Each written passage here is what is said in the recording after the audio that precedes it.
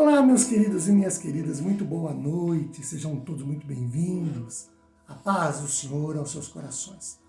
É um prazer, uma alegria, é uma grande satisfação me dirigir a todos vocês na noite desta quinta-feira, dia 13 de maio.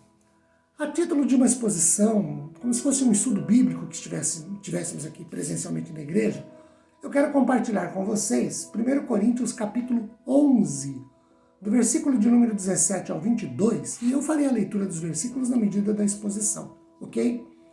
Bem, queridos, na verdade, esse texto de 1 Coríntios 11, ele compreende os versículos 17 a 34. Nós vamos dividir, para melhor compreender, para melhor entendimento, nós dividiremos esse trecho em duas principais partes.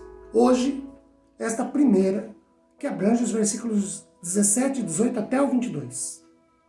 Paulo apresenta aqui um problema cultural, social, econômico que havia na igreja de Corinto e que a levava a cometer erros e falhas que marcaram muito, negativamente, profundamente, a vida das pessoas. Depois, num segundo momento, numa outra live, os versículos 23 a 24, quando Paulo chama a atenção da igreja para fazer o que é certo da forma certa, ok?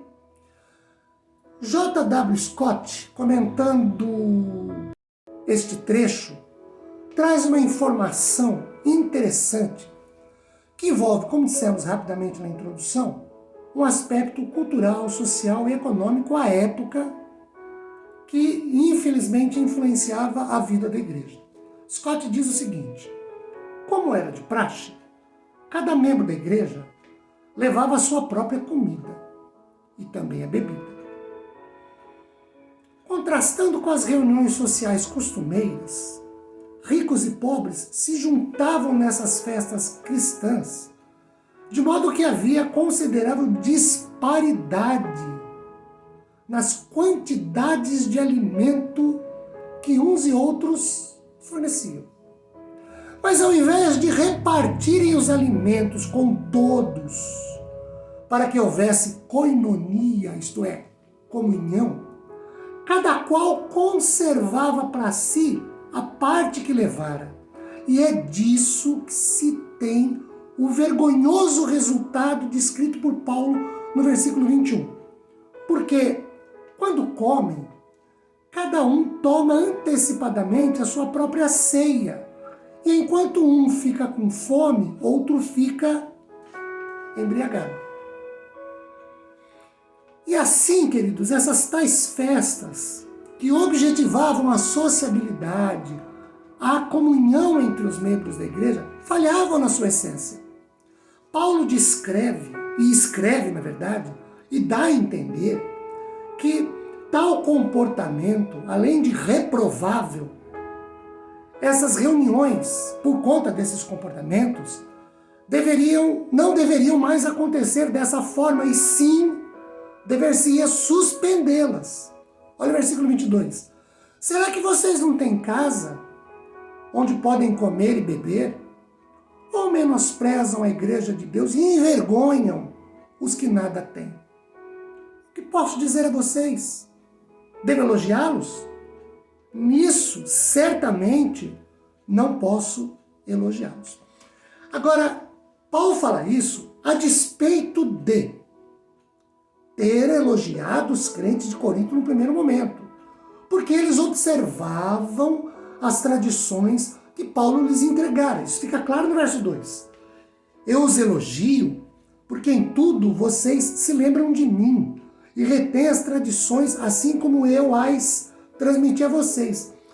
Mas ele não repete esse mesmo elogio por cometerem abusos e desordens na celebração da ceia.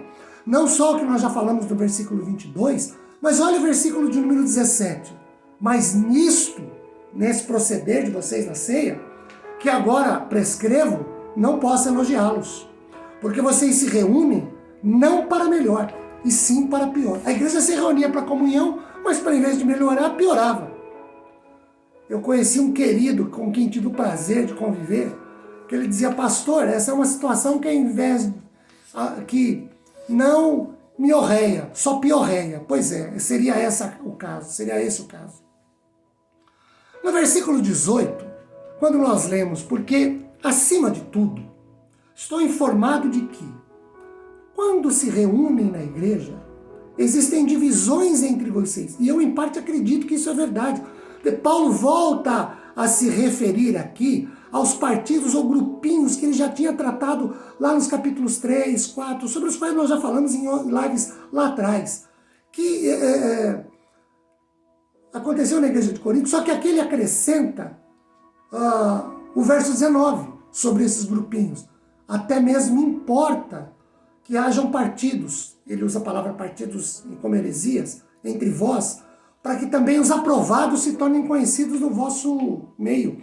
Por heresia, queridos, Scott define que não é somente sustentar uma opinião errônea, mas é escolhê-la definitivamente e tomar posição a seu lado.